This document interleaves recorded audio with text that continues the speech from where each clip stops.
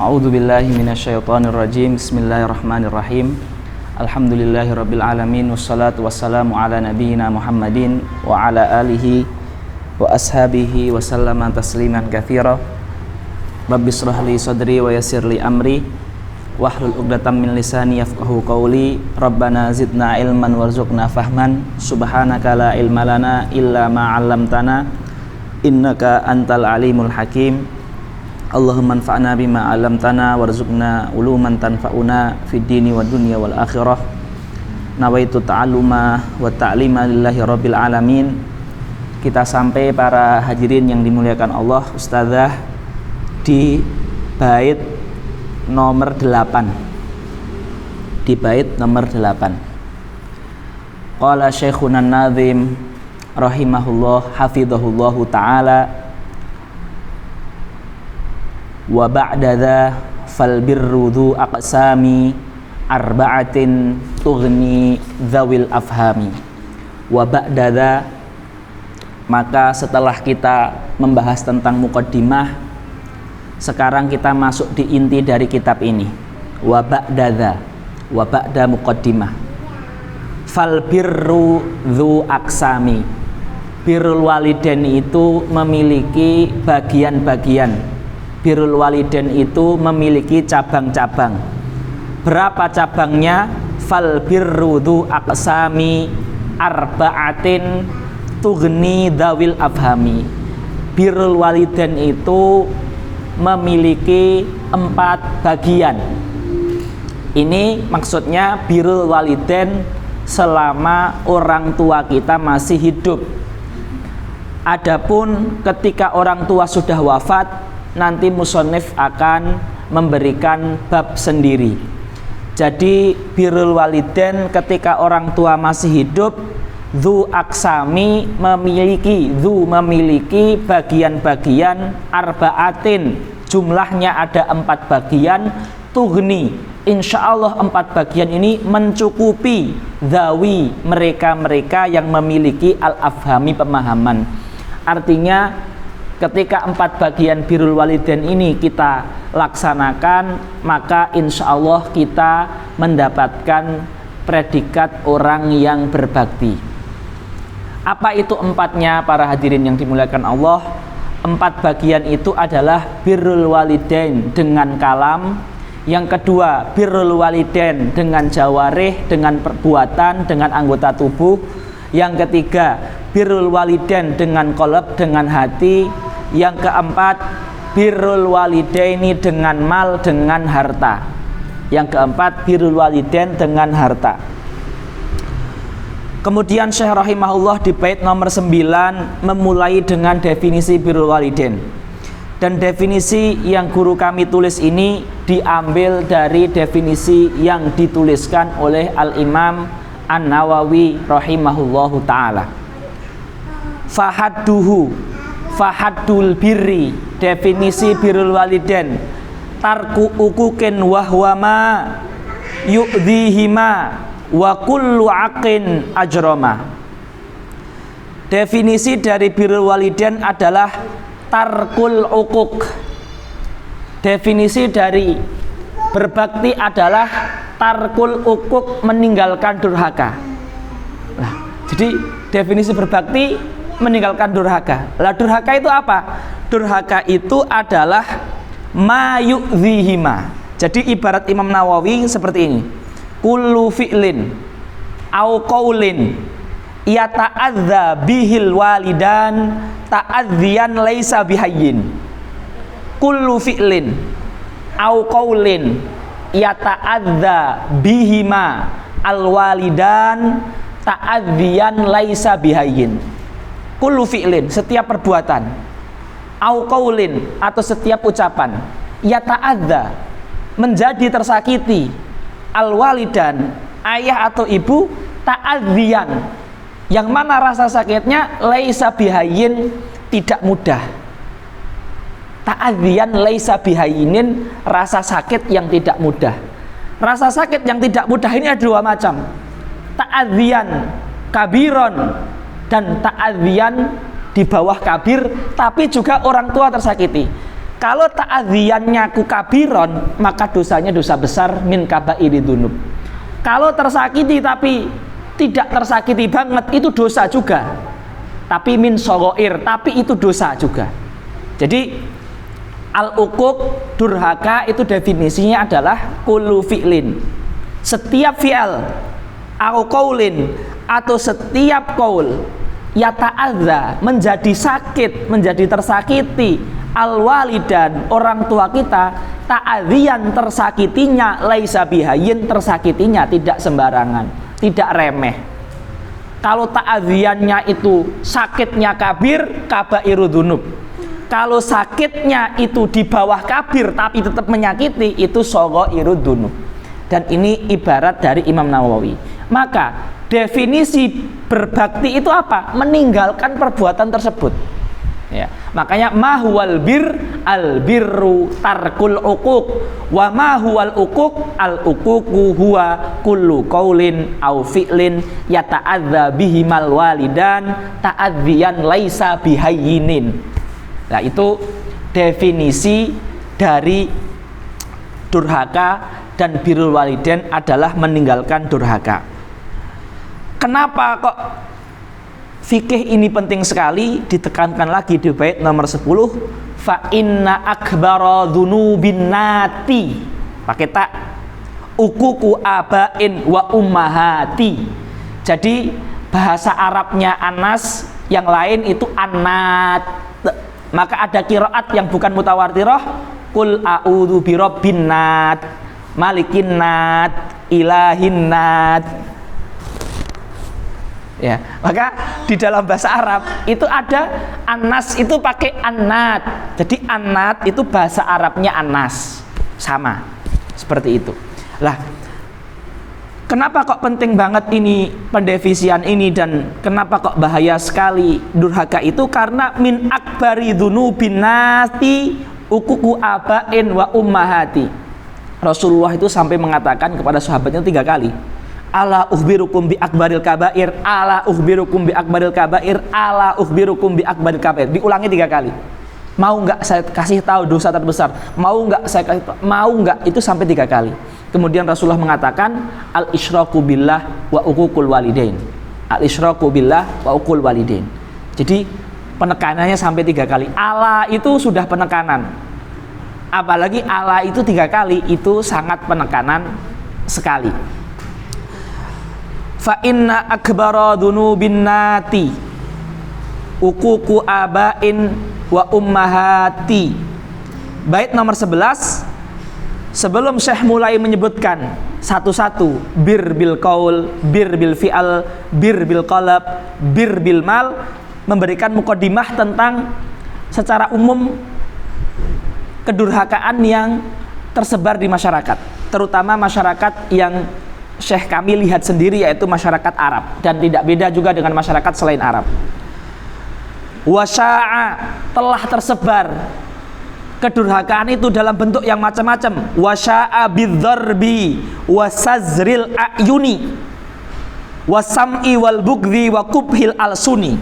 Ya, jadi pertama, banyak kata guru kami, dan mungkin di tempat kita pun juga banyak, walaupun kita mungkin nggak tahu ya, itu adalah durhaka dengan memukul orang tua. Ya, ini juga tersebar. Kemudian juga durhaka itu wasyazril a'yuni, dengan tatapan sinis ke orang tua seperti benci. Ya, ini juga kita harus hati-hati. Jangan sampai kita melakukan ini, menatap orang tua, ya, menatap orang tua karena merasa apa yang disampaikan orang tua kita itu nggak sesuai dengan yang kita inginkan. Akhirnya kita menatap dengan tatapan yang sinis. Ini dosa besar kalau orang tua sakit hati sekali, dan dosa apabila orang tua sakit hati. Jadi wasyazril a'yuni adalah menatap dengan tatapan sinis. Kemudian juga wasam'i. Wasam'i ini maksudnya adalah ketika orang tua menyampaikan sesuatu, dia memalingkan pendengarannya karena merasa nggak cocok dengan ucapan orang tuanya. Apa misalkan dengan main HP, dengan misalkan melihat ke arah yang lain, melihat keluar rumah, melihat mobil yang sedang berjalan, melihat kendaraan yang sedang ini, dengan tujuan memelengoskan dirinya dari mendengarkan orang tua. Ini juga durhaka, ini juga maksiyah, ini juga dosa. Wasam'i wal bughdhi. Wal bughdhi ini akan lewat nanti di bab maksiat hati. Tapi al-bughdhi di sini yang dimaksud adalah al-bughdh dengan melakukan segala perbuatan atau segala aktivitas yang menimbulkan murkanya orang tua. Ini semuanya adalah maksiat. Ya. Maka karena sangat besarnya dalil, sangat kuatnya dalil penekanan Quran Sunnah tentang birrul walidain dan durhaka ini, maka apapun yang membuat sakit orang tua itu masuk dalam kategori durhaka, kecuali nanti yang akan dikecualikan insya Allah. Tapi secara umum semuanya yang menyakiti orang tua itu masuk dalam durhaka. Wal bughdhi wa qubhil al-suni, ucapan kalimat yang menyakiti orang tua, walaupun itu satu patah dua patah kata, itu juga termasuk durhaka dan maksiat. Maka sama orang tua itu kita bicaranya bagaimana, karena lingkupnya itu sangat ketat sekali. Gerakan salah dikit dosa, ucapan salah dikit dosa. Ya, memang seperti itu, namanya juga ibadah yang pahalanya besar dan perintahnya disandarkan dengan wa qadha rabbuka alla ta'budu ilayya wa bil walidaini ihsana, disandingkan dengan tauhid. Dan ketika di hadis juga al isyraku billah wa ukul, disandingkannya dengan kesyirikan juga. Makanya memang ini ibadah yang pahalanya besar. Makanya juga disandingkannya dengan perintah yang besar itu tauhid, dan pelanggarannya disandingkan dengan kemaksiatan yang besar yaitu syirik. Ya, maka memang berat. Nanti akan disebutkan bagaimana kita cara berbuatnya, cara berkata itu bagaimana. Kalau batasannya kok sempit sekali, seperti dikit-dikit haram, dikit-dikit durhaka. Ya memang dikit-dikit durhaka dan dikit-dikit memang seperti itu, karena pahalanya besar. Ya, maka juga tantangannya besar. Maka idhamul jaza bihasabi idhamil bala, besarnya pahala itu karena memang besarnya ujian seperti itu. Ya memang seperti itu. Ya. Fahdhar. Nah, ini faedah yang luar biasa yang disebutkan oleh guru kami. Fahdhar fa inna lil uquqi syu'ma. Hati-hati. Fa inna lil uquqi syu'ma. Karena durhaka itu memiliki petaka. Yadhurru min qablil ma'adil yauma. Petaka ini akan datang sebelum akhirat di dunia. Ya, dikit maksiat yang ikopnya itu di dunia dan akhirat. Tapi ada maksiat yang ikopnya itu mesti di dunia sebelum di akhirat, yaitu durhaka. Durhaka itu mesti akan kontan di dunia sebelum di akhirat. Maka salah satu paling aman bagi kita sebagai anak ya, yang kita merasa selalu tidak aman dari kedurhakaan itu setiap ketemu orang tua atau menelpon selalu meminta maaf, sehingga terupdate terus maafnya itu. Karena kita nggak tahu kedurhakaan kita mungkin banyak dari ucapan, dari perbuatan. Maka setiap ketemu itu minta maaf, nyon ngapunten, agar kosong lagi. Karena kalau kita nggak minta maaf, itu khawatirnya belum sempat minta maaf dan sukmun atau petaka itu akan datang di dunia sebelum di akhirat.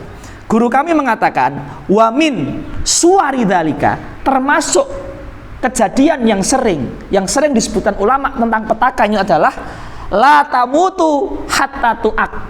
Orang yang durhaka, kamu tidak akan mati sebelum kamu merasakan didurhakai anaknya juga.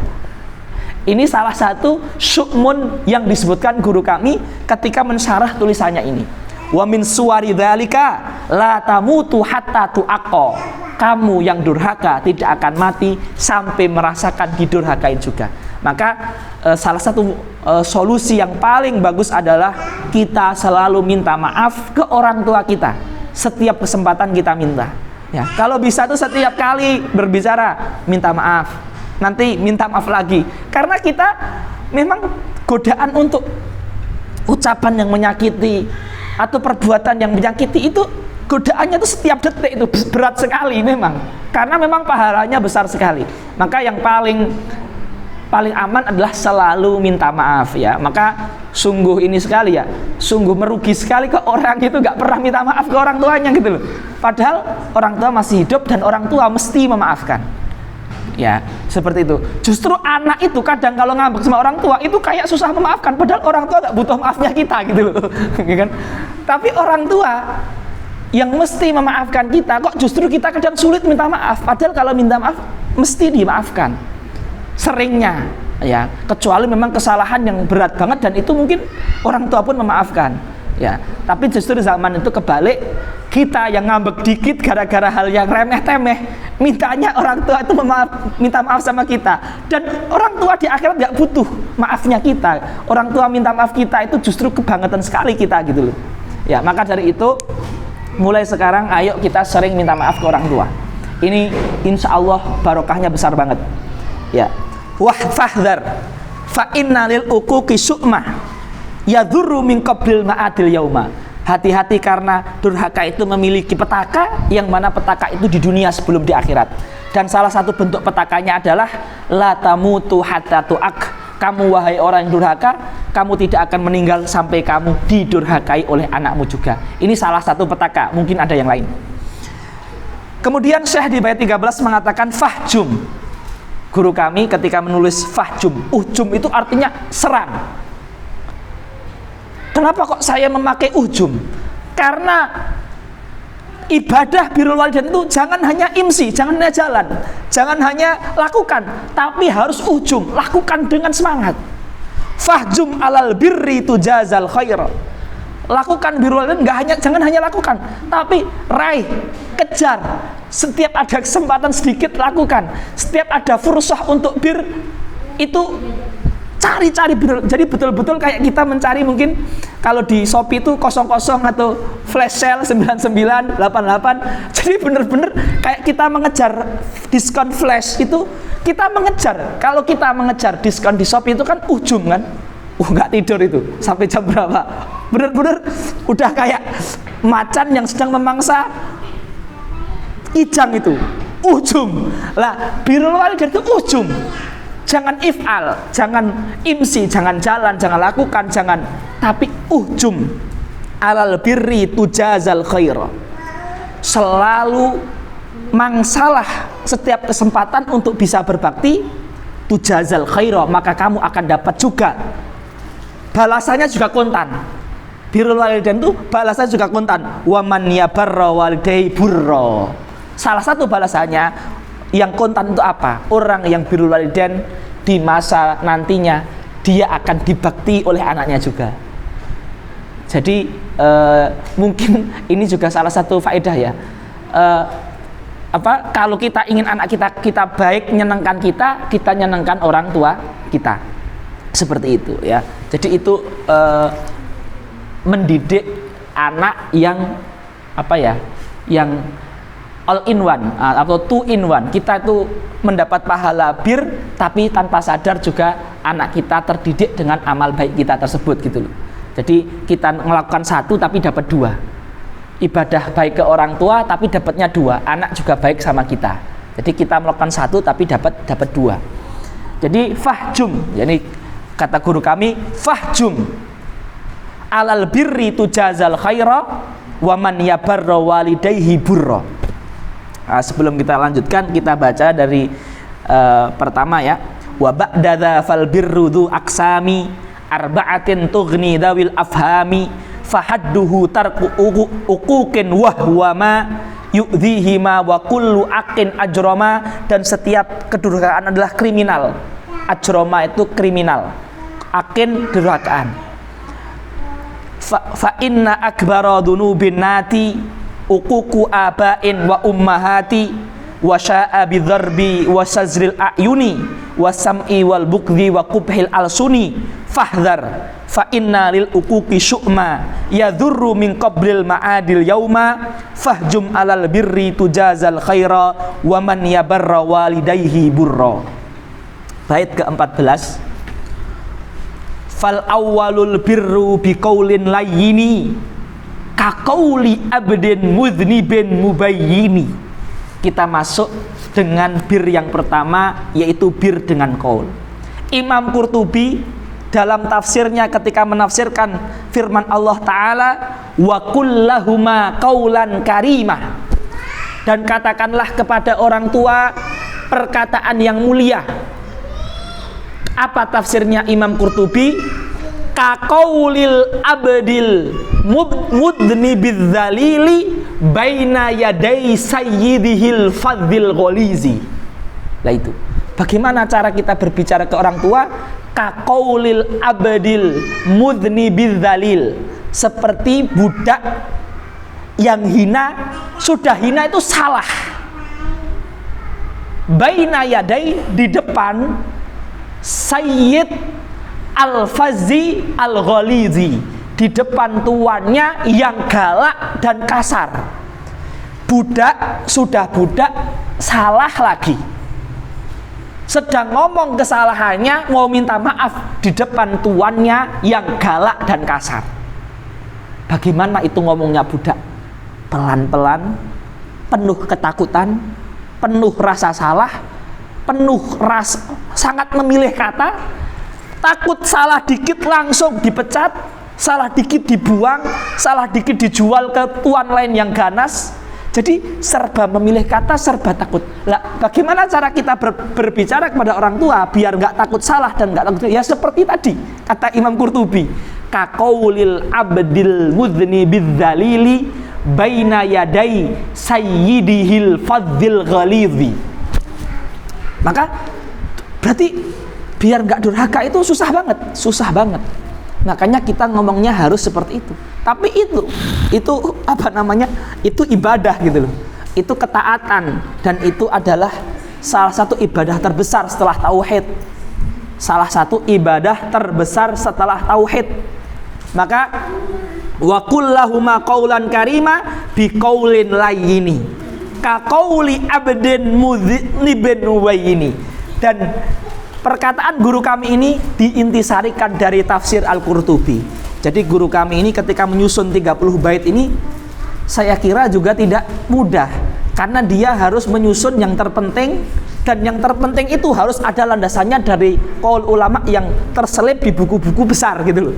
Jadi jazahullah khairan katsiran, kita tinggal mempelajari secara intinya saja sudah tahu sumbernya di mana, seperti itu. Jadi al-birru bil qaul itulah bi qaulin layini, dalilnya fakullahuma qaulan karima. Bentuk qaulan karima seperti apa dijelaskan oleh tafsir Qurtubi.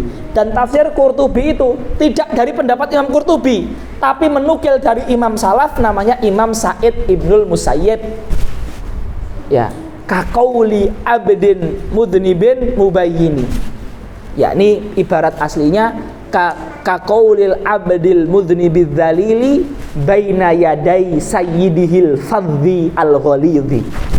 Jadi itu cara kita bicara ke orang tua. Maka kalau belum siap dengan bicara itu, lebih baik diam, tapi juga diam jangan menunjukkan muka masam, karena muka masam itu durhaka fi'li juga itu masuknya. Terus lirikan yang sewot itu juga durhaka kepada fi'li juga. Diam tapi menunjukkan muka yang baik atau biasa atau netral, terus diam masuk ke tempat lain, siapkan muka yang baik dan kata ini baru tampakkan mukanya lagi, seperti itu ya. Dan itu insya Allah baik sekali seperti itu ya. Ya, jadi kaqauli abdin mudnibin mubayyini. Kemudian kalau mau menasihati orang tua bagaimana? Idhuma wansah, silahkan nasihati orang tua. Adzimhuma wansah wa kun muallima bidzulli warfuq in takun mukallima. Adzimhuma, qaul kita itu harus penuh takzim. Qaul kita, maka sebenarnya ya, kalau kita itu sama guru itu takzim, tapi sama orang tua itu tidak takzim, itu ada error di hati kita, di keyakinan kita, di ketundukan kita terhadap syariat. Karena bagaimanapun juga orang tua itu lebih daripada guru. Orang tua lebih daripada guru. Dulu kami ketika baca ta'lim muta'alim itu betul memang al ustadzu abuka fiddin wa abuka wa umuka itu abuka fin nasab. Memang doktrin di taklim muta'alim memang sepertinya guru itu lebih secara pahala. Tapi secara aksi, secara nyata, secara dalil Quran dan Sunnah, tetap yang disorehkan itu orang tua. Guru itu kias, analogi. Tetap yang pertama orang tua, tetap itu. Bahkan saking tetapnya itu, wa in jahadaka ala antusyrika bihi ma laisa laka bihi ilm, walaupun orang tua musyrik, ya, fasahibhuma fid dunya ma'rufah. Tetap dikatakan fasahibhuma fid dunya ma'ruf, walaupun kafir. Dan guru kafir itu jelas kafir di neraka. Orang tua kafir itu jelas di neraka dan jelas secara agama di bawah seorang guru agama. Tapi wasahibhuma fid dunya ma'rufa, tetap seperti itu. Jadi tetap yang kuat secara dalil Quran Sunnah itu tetap yang pertama orang tua. Guru tetap harus dihormati, tapi orang tua di atas guru. Tetap itu tidak bisa. Karena kaidah usul fiqh itu yang sabata bidalil itu lebih ditarjihkan daripada yang sabata bil qiyas. Yang subutnya itu dengan dalil sharih itu lebih diutamakan dengan yang subutnya dengan pengkiasan. Ya ini guru kan dikiaskan ke dalil-dalil orang tua semua. Masa orang tua setelah guru kan nggak logis sih gitu. Maka dari itu tetap orang tua itu yang pertama. Bahkan setelah kami membaca ini dengan guru kami itu juga kami ya tetap guru itu ta'zim, tapi setelah orang tua ya. Maka wa'adzimhuma, segala wasilah yang bisa kita untuk mentakzim orang tua kita lakukan. Wansah, tetap kita boleh menasihati orang tua. Wakun mu'allima, boleh kita ngajari orang tua, tapi syaratnya bidzulli. Karena wa kullahuma qaulan karima, katakanlah kepada orang tua dengan perkataan yang tunduk. Itu kapan? Seluruh qaul pas nasihati, qaul pas mentaklim, qaul pas apapun itu. Segala qaul itu harus layyina bidzulli. Seperti itu. Ya silahkan kita menasihati orang tua kita, tapi dengan dzul, dengan ketundukan, dengan dengan merendah, seperti itu. Jadi seperti itu. Kalau belum bisa menyiapkan kata yang baik, lebih baik persiapkan dulu di kamar, persiapkan hati, persiapkan jiwa, persiapkan raga. Jangan sampai masuk ke durhaka gitu. Karena susahnya itu kalau kita diberi Allah rezeki orang tua yang mudah marah dan susah memaafkan. Ini kan bahaya bagi orang yang orang tuanya seperti itu. Tapi kalau kita diberikan rezeki orang tua yang pemaaf, itu alhamdulillah. Salah dikit, mohon maaf, dimaafkan. Ya, salah dikit, nyon ngapunten, dimaafkan. Itu kan enak. Ya, tetapi kalau orang tua kita itu qadarullah itu yang susah, itu kan susah seperti itu. Adzimhuma wansah wa kun muallima bidzulli warfuq in takun mukallima. Kalau terpaksa kita harus mukallim, harus berbicara, urfuq, harus layyin. Jadi dhobitnya itu adalah qaulan layyina. Dhobitnya adalah qaulan dzalila. Dhobitnya adalah qaulan rafiqah. Kalau belum, nggak usah qaul. Seperti itu. Jadi betul-betul kita di depan orang tua itu kayak budak. Wong kalau ada hadis yang mengatakan lau amartu ahadan an yasjuda la amartu imra'atan an yasjuda li zaujiha. Wong untuk suami aja sujud, masa untuk orang tua tuh nggak sujud? Itu kan nggak logis. Tetap orang tua lebih. Seperti itu ya. Jadi orang tua ini memang salah satu syariat yang kewajibannya itu tinggi, tetapi sosialisasinya di zaman sekarang kurang. Makanya menyebar yang namanya uququl walidain. Lah, dan mungkin kita juga belum tahu sebelum baca kitab ini. Jujur ya, kami sebelum baca kitab ini meyakini birrul walidain itu wajib, kewajibannya tinggi. Tapi detailnya itu bagaimana? Dobitnya, kaedahnya, terus batasan dinamakan durhaka itu seperti apa? Itu baru gamblang jelas ketika guru kami menjelaskan. Padahal imam-imam dulu sudah menuliskan, kalau menyakiti itu durhaka. Ya. Jadi menyakiti itu durhaka. Kalau menyakiti yang parah, dosa besar, kabair, seperti zina dan seterusnya. Jadi memang itu batasan-batasannya. Kemudian di bait ke-16 Termasuk adab itu apa? Birrahmati da'u wan nida fal tujibi bil fauri wan nafla fa khaffif tusibi. Terus termasuk bir adalah waqur rabbi hamhuma kama rabbayani shaghira. Ya Muhammad, katakanlah, ya Allah, berikan rahmat kepada kedua orang tuaku sebagaimana mereka mendidikku semasa kami kecil. Nabi saja disuruh untuk mendoakan orang tua. Dan perintah itu menunjukkan wajib. Dan kewajiban itu apakah harus berulang-ulang atau cukup sekali? Kewajiban itu cukup sekali dan sisanya hukumnya sunnah. Tapi sunnah itu kalau orang tua minta jadi wajib. Misalkan orang tua sakit minta didoakan, itu hukumnya wajib. Orang tua minta kita didoakan setiap hari, maka mendoakan orang tua setiap hari menjadi wajib. Tapi kalau orang tua diam saja, maka yang wajib sekali, sisanya sunnah. Tapi sunnah itu kalau tidak dilakukan, padahal mudah, itu menjatuhkan muruah kita.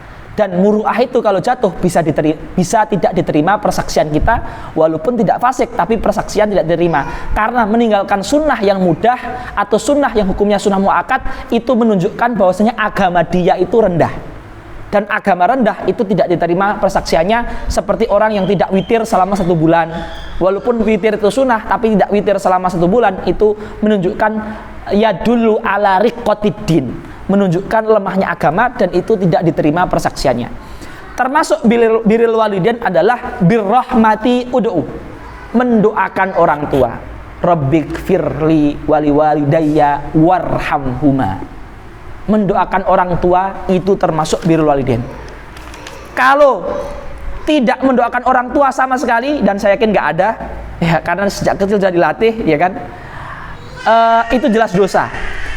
Tapi kalau mendoakan pernah sekali tapi jarang, ini agamanya tipis. Karena itu sunnah yang muakkad dan mudah.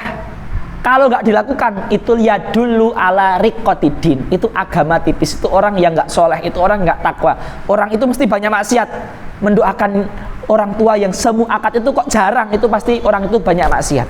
Pasti orang itu akidahnya error. Pasti orang itu banyak berbuat dosa. Sehingga tidak, untuk mulut ini keluar mendoakan itu merasa berat gitu loh. Ya, seperti itu. Jadi termasuk birrul walidain birrahmatid'u wan nida fal tujibi bil faur. Kalau orang tua memanggil, wajib menjawab bergegas. Ya. Bahkan wan nafla fa khaffif tusibi. Bahkan kalau kita sedang sholat, wajib bacaannya cepat.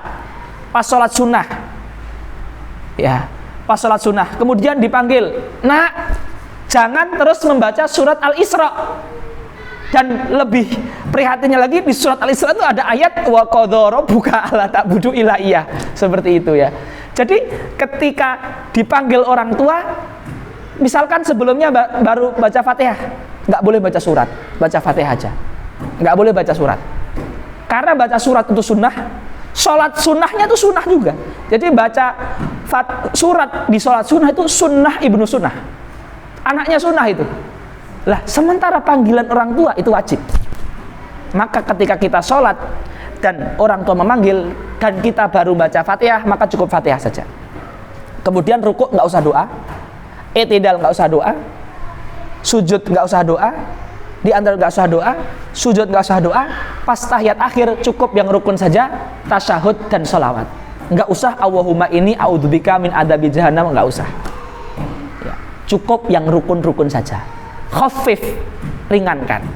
Ya, jadi seperti bahkan kalau dalam sholat pun harus dipercepat. Jadi ini adalah bentuk bir dengan qaul. Intinya qaulan layyina. Intinya qaulan layyina. Kalau belum bisa qaulan layyina, maka hati-hati karena sudah rawan. Makanya dalam hadis dikatakan wa man hama haulal hima yushaku an yarta'afi fa inna likulli malikin hima wa inna himallahi maharimahu. Fa inna himallahi maharimuhu. Kalau kita belum bisa qaulan layyin karena baru pulang, terus ada rasa marah terhadap orang tua, terus ada jengkel orang tua sementara kita dalam keadaan capek. Kalau kita beranikan ngomong, itu kita sedang memasrahkan diri kita di samping jurang itu. Ya, maka lebih baik mandi dulu, duduk dulu, persiapkan dulu wajah yang cerah, baru menghadap orang tua dan bicara. Ya, maka ini penting sekali dan ini pahalanya banyak ini ikhwah. Jadi jangan aduh susah, pahalanya banyak ini. Dan janji Allahnya di dunia sebelum di akhirat. Ya, maka ini pahalanya banyak sekali. Ya. Kemudian sekarang kita masuk bil fi'l. Wathani bil fi'li bi antam tathila makana min hadrin wa dhurrin qad khala. Semua perbuatan, kalau yang wajib jelas harus dilakukan tanpa disuruh orang tua harus. Semua perbuatan yang sunnah, yang mubah, yang makruh, kalau diperintah orang tua dan orang tua memiliki maksud yang mulia, maka jadi wajib. Ya. Yang tidak boleh ditaati dari orang tua itu ada 3, tapi kita sebutkan 2 dulu. Yang pertama, dharar mutayakkon atau madnun, seperti nak sini ke rumah. Iya pak, kersono apa? Mau apa? Sekarang kamu ke jalan raya lari, padahal jalan raya itu banyak mobil, biar ketabrak gitu. Lah itu dharar mutayakkon, mesti menyebabkan mati, jangan ditaati. Atau nak ini ada baiklin diminum, itu dharar madnun, itu jangan ditaati. Tapi selain itu, yang makruh, yang mubah, yang sunnah, yang wajib, kalau disuruh orang tua, kalau wajib nggak usah, udah otomatis jadi wajib. Contoh, nak, kamu itu banyak nonton film Korea, dan kamu itu lagi muda-mudanya, syahwatnya lagi naik-naiknya. Bahaya kamu ini kalau nonton film Korea nggak puasa. Kamu harus Senin Kemis, wajib, jadi wajib. Ya. Kamu ini harus puasa Daud. Kamu ini badannya besar, terus kamu ini juga makannya banyak, kamu ini juga sering berinteraksi dengan lawan jenis. Kalau belum nikah lagi, kalau kamu nggak puasa, ini saya takut kamu tuh nanti terjerumus dengan maksiat kemaluan. Kamu harus puasa Daud. Sunnah, orang tua yang bilang wajib. Ya, contoh juga memotong jenggot. Jumhur mengatakan makruh, Malikiyah mengatakan wajib.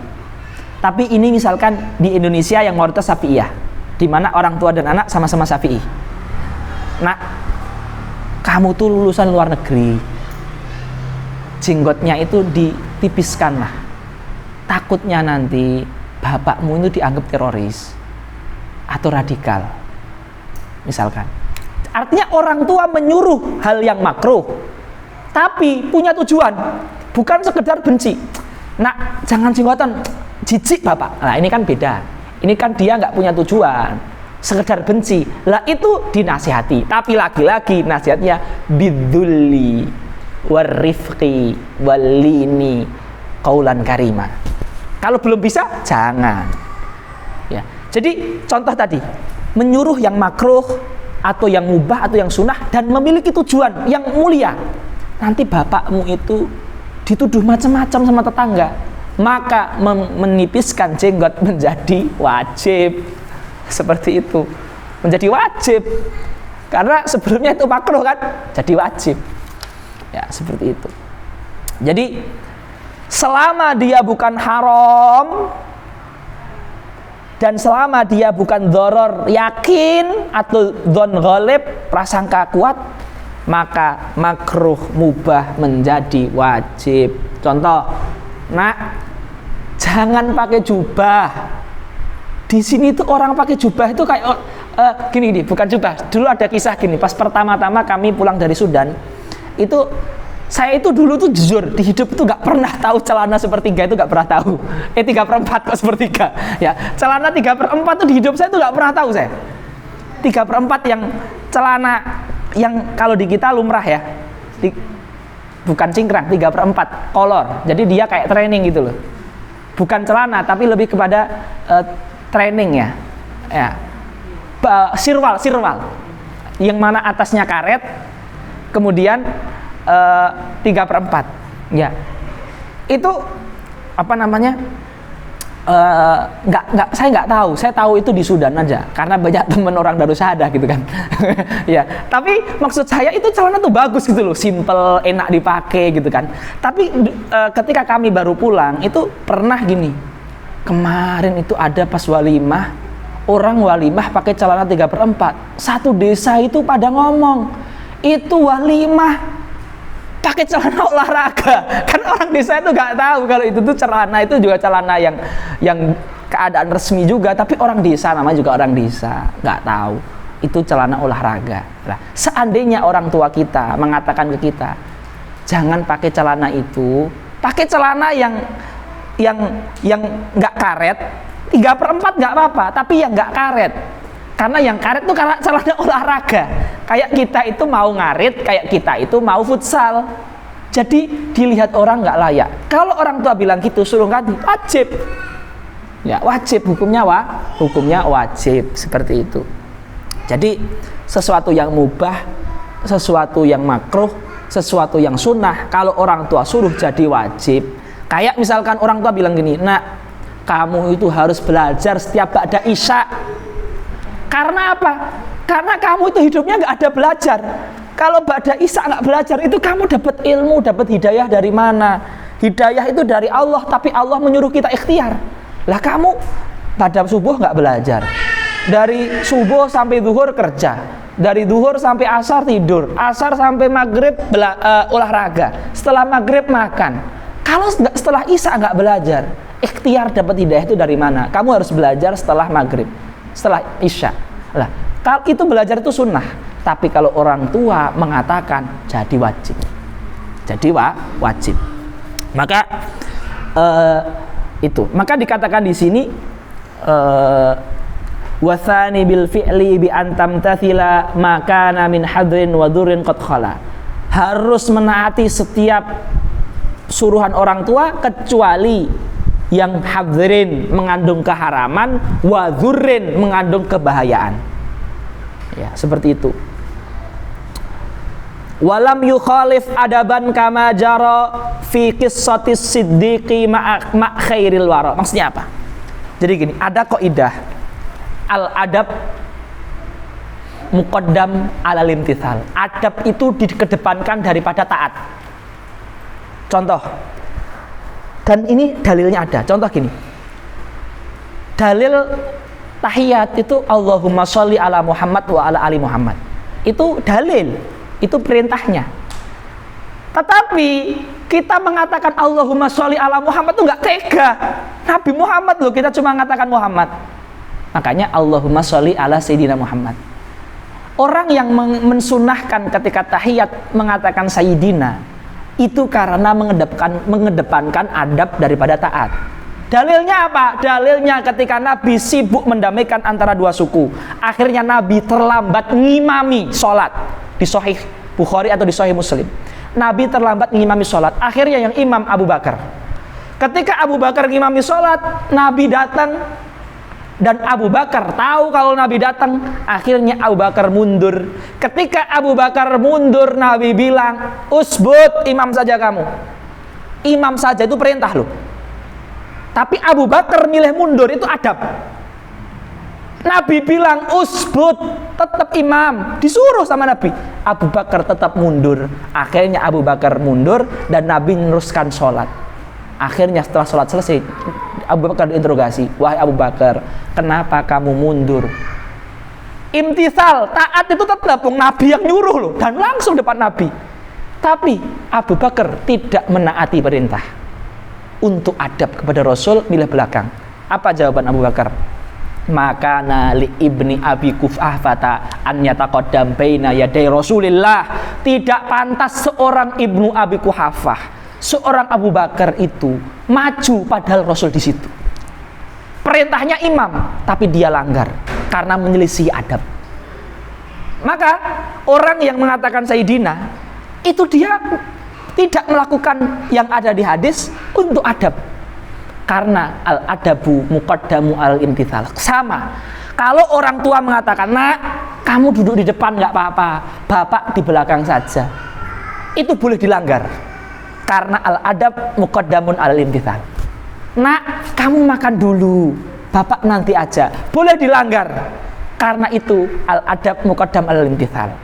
Jadi yang boleh dilanggar 3. Yang pertama, haram yang haram.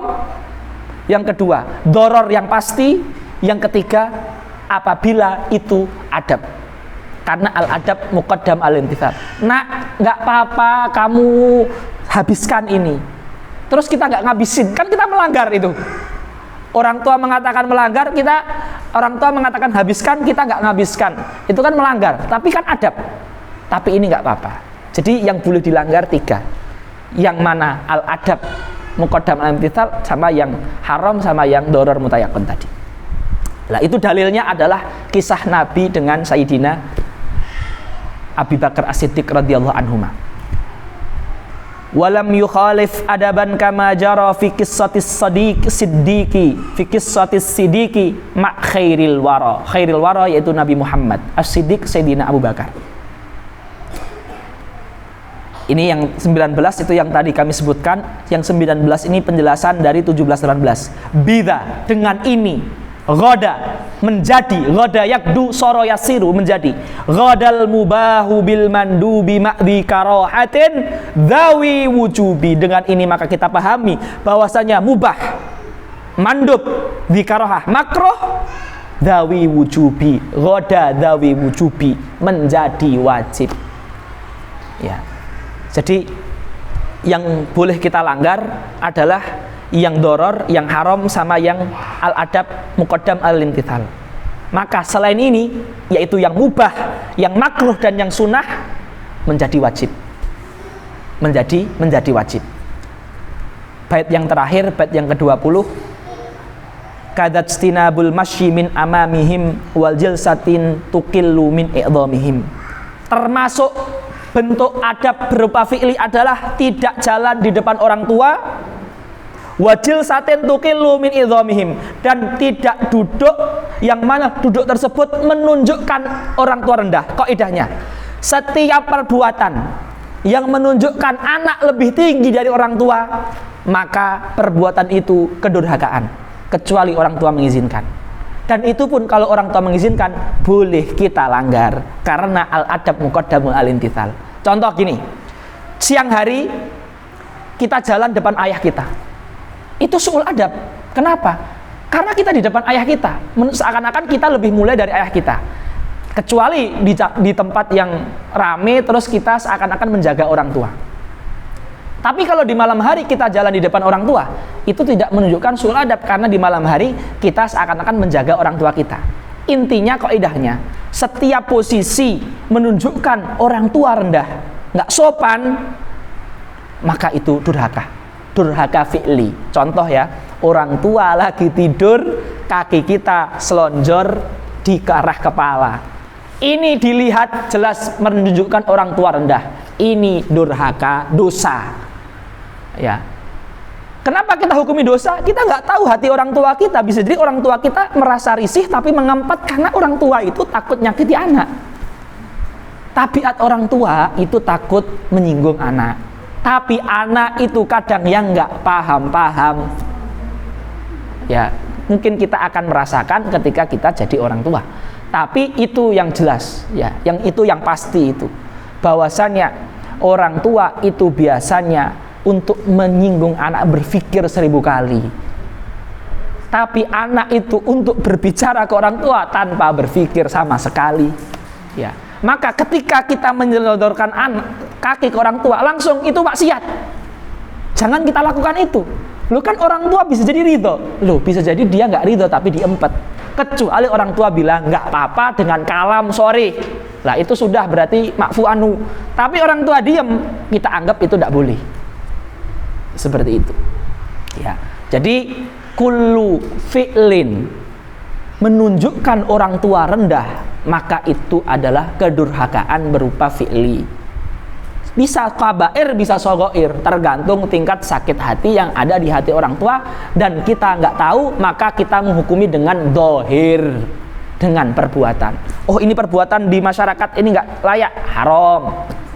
Ini perbuatan kebangetan, dosa besar, dan seterusnya. Maka kadzajtinabul masyi min amamihim wa jilsatin tuqillu min idhamihim. Posisi duduk tuqillu menunjukkan sedikitnya penghormatan kepada orang tua. Ini contohnya duduk, tapi ini bisa diumumkan di semua perbuatan. Hadirin yang dimuliakan Allah Subhanahu wa taala, dengan ini kita sudah mengambil 20 bait. Insyaallah di ahad depan kita akan hataman, akan kita selesaikan kitab ini. Allahumma anfa'na bima 'allamtana warzuqna uluman tanfa'una fid dini wad dunya wal akhirah. Allahumma arzuqnal amala bil ilmi wal ilma qabla amali warzuqnal hifdha wal fahma wa kitab ja'alta anbiya'akal mursalin wa awliya'akas sholihin wa malaikatakal muqrabin rabbighfir wali walidina warhamhuma kama rabbayani shighara. Allahummal marda minhum Allahumma shfi innaka anta syafi la shifaa illa shifauka shifaan la yughadiru saqaman wala alaman. Allahumma ij'alil amrada kaffaratan lidunubihim wa tahuran liqulubihim wa raf'an lidarajatihim. Allahumma sihhatan dhahiran wa batinan wa qalban wa qaliban wa jismaniyan wa ruhaniyan. Allahumma amin. Walhamdulillahi rabbil alamin. Wassalamu alaikum warahmatullahi wabarakatuh.